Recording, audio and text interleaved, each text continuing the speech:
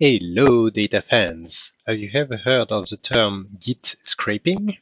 Today, I'll introduce this concept of using GitHub Actions, which is a workflow automation service from GitHub, as a way to do web scraping on an example with just simple wizard data. Let's jump in. This is the workflow. So we'll use the openweathermap.org service. We'll be scheduling a scrapping every 5 or 10 minutes. And in this example, we'll simply commit back all of the new data inside of the repo to use the versioning capabilities of Git. So here is the service that we're using for this demo. I will create an API key because it requires access to an account.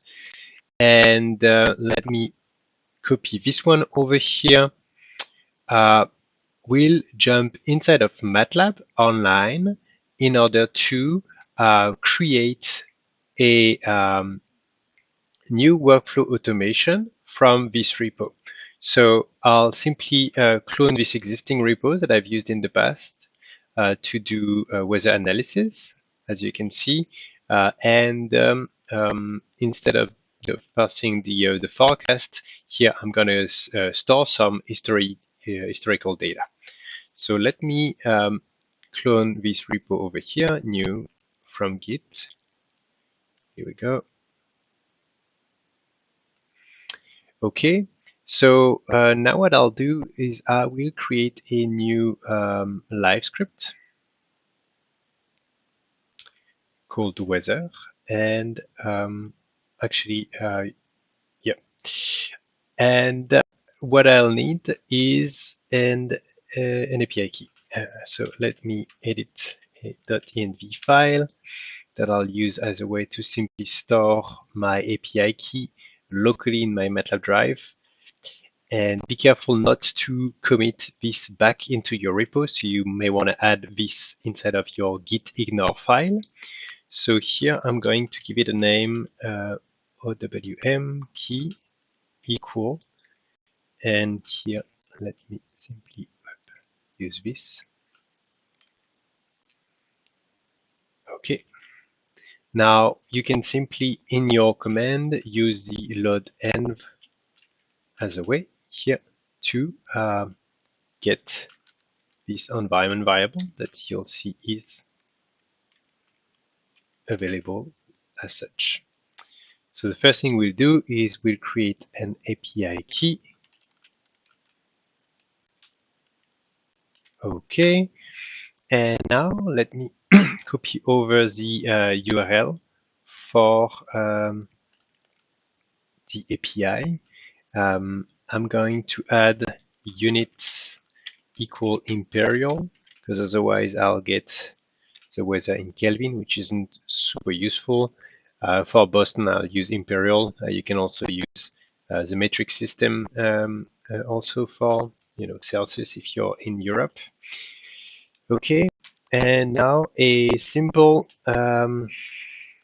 data equal web read of URL. I'll also include some web options like a timeout of 10 seconds. That should be plenty. Okay, let's see. Perfect. Okay, so now let me consolidate all of this inside of data equal. Actually, calling it weather equal data.main. That's where most of the data is contained. And I'll also add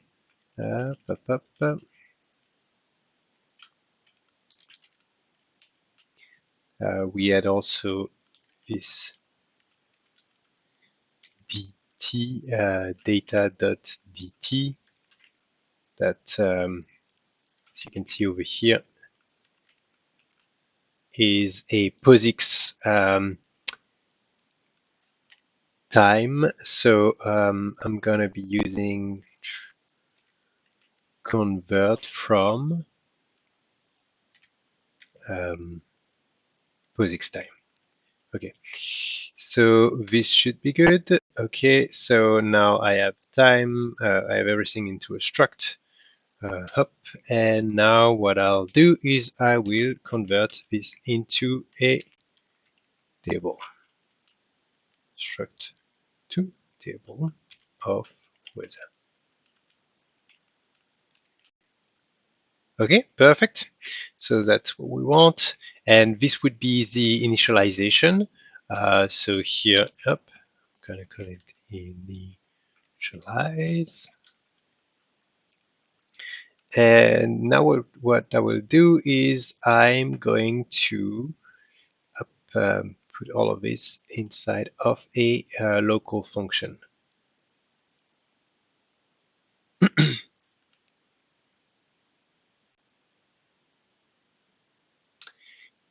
Get weather.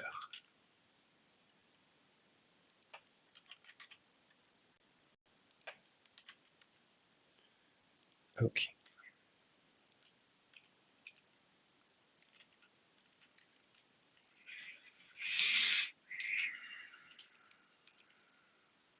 Perfect. And now I'm going to store this as the first iteration. Up.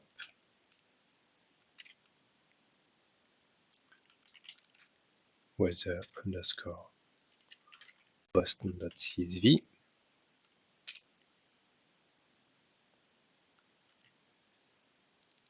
Going to be calling this my scraper.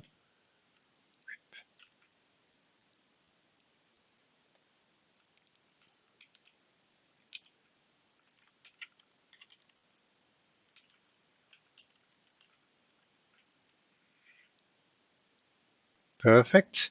So so I have my data over here, and let me add both of those to my repo.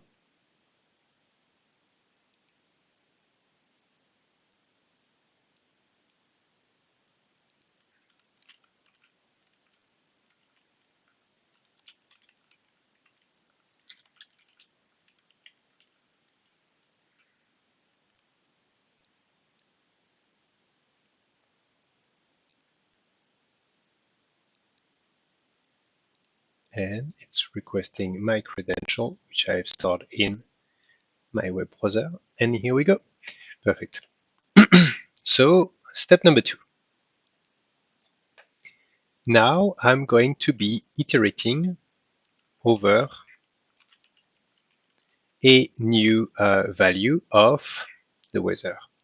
So I'm going to call it T2.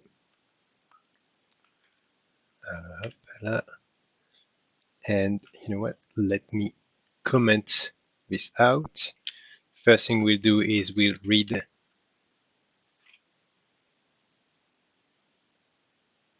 the table. I don't actually need to read it as a timetable for now. So CSV. Okay. And we'll concatenate T and T2 like this.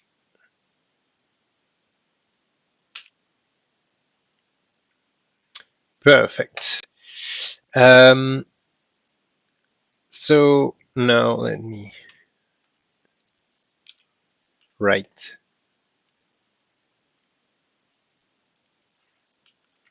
it back.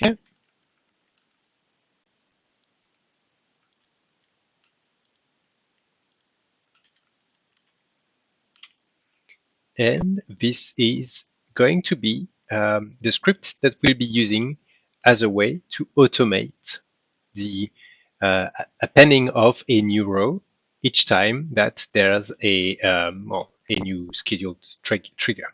So now let me switch over to GitHub, and before that, I'm going to need to commit my changes.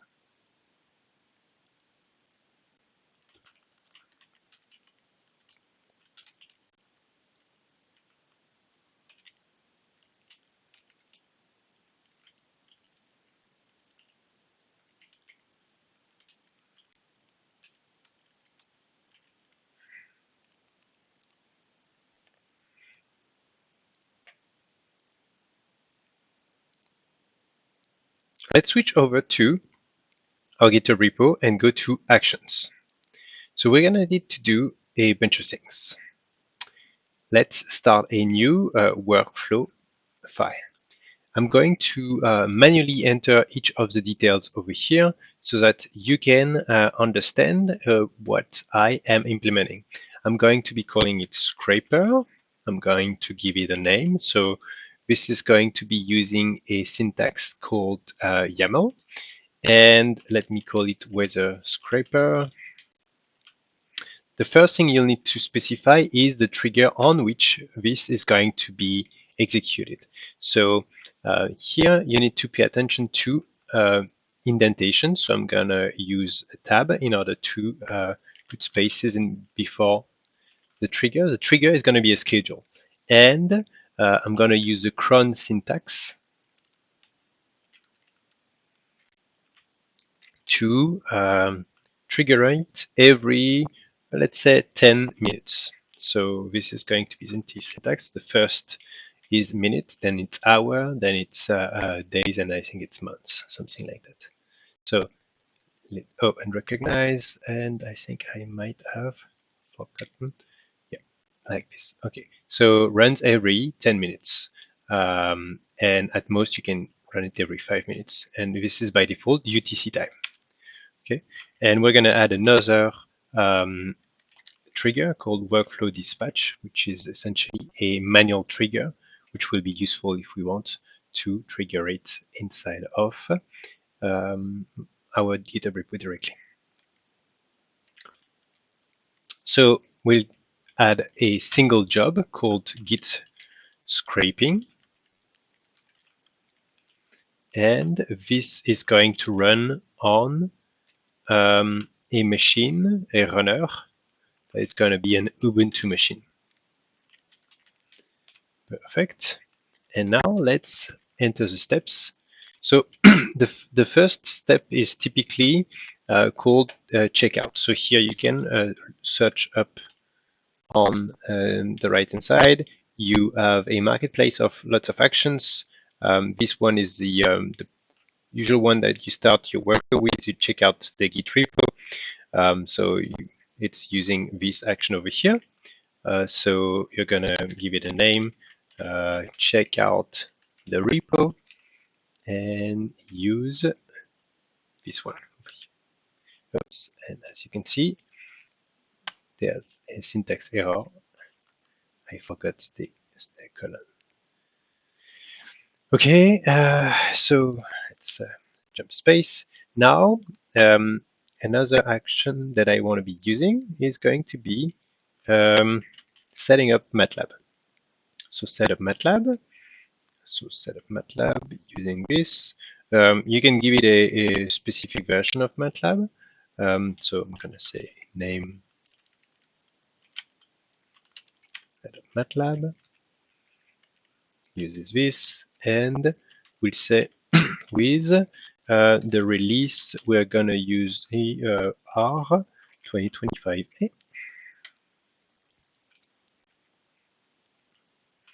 And once you've done that, there is another one for MATLAB, running MATLAB command. So we'll copy this with the right version and everything. Name run MATLAB. In this case, we're going to use it to run a live script. Okay. And here, my script is called scraper. So that's just it. Okay, and finally, here what we do is we will commit back the changes, and that's the magic in all of this. So I simply copied this here git command. It's going to configure it to use a certain username to not confuse it with my user, and specifying user and email, adding everything, using a timestamp in order to write in a commit, and pushing. Finally, there is one last thing we need to not forget, and I'll copy it over here. It's to specify an environment variable. That will be the secrets key that we've used here as a way to call the web service. And we should be all good. So let me go back over here. So now we need to do two things. We need to go inside of settings. We need to first enable the permission for the workflow to read and write. So make sure to do that, because this way the action will be able to have this git push back into the repo.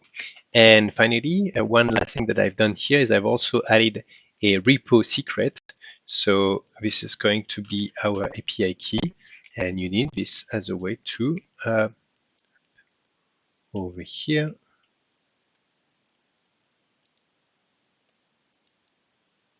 To perform the workflow. Perfect. So now that we have done all of this, as you can see, if you go back to actions, you have a new action over here, which you can run manually with this workflow dispatch. So let's refresh, and you'll see that a new job has started, and it should take about 2 minutes. So let me pause quickly. And we are back after 2 minutes and a half. You can see that the run went smoothly. The setup of MATLAB took most of the time. Here it's going to take only about 2 minutes for setting up MATLAB without any toolboxes. You can also add toolboxes. And running the script went well. As you can see, it's been adding a new row to the table, and committing and pushing went also okay. So let's see what happened over here. And you can see that the last commit has been performed by my bot. And you can also check the diff between the previous iteration. Adding a row. Perfect. So now let's see another repo similar that has been running for about 24 hours. Here, just adding, yeah, 67 rows to up over here, this CSV file. So let's simply import it inside of MATLAB and see how you can further process all of this data. So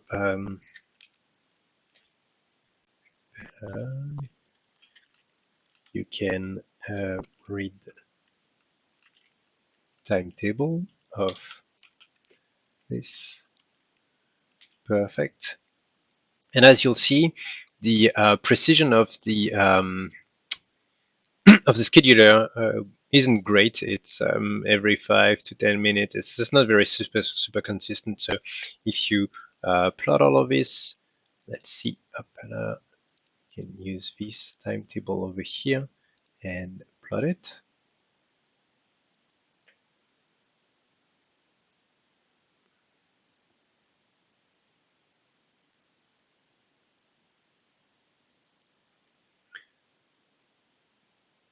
So you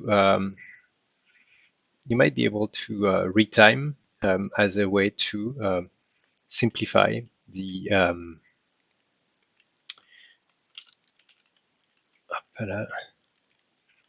sampling and smooth everything. So if you use this TT and you can say every minute, then you're going to need to specify which is the method. It's going to be a linear regression between each of those. And oops. Okay, so something strange happened over here. I think this value over here is not in the right order. So what we'll do is let's simply see if we can sort this one from oldest to newest. Okay, so we've simply sorted the rows, and now we should be able to do again retiming and use a link now. Perfect. So now if we do that, should have all of this that can be plotted nicely.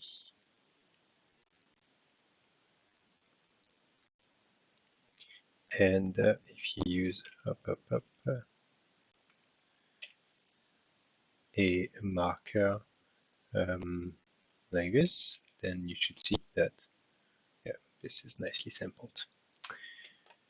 All right, that's it for today. I hope you enjoyed this short introduction to Git scraping.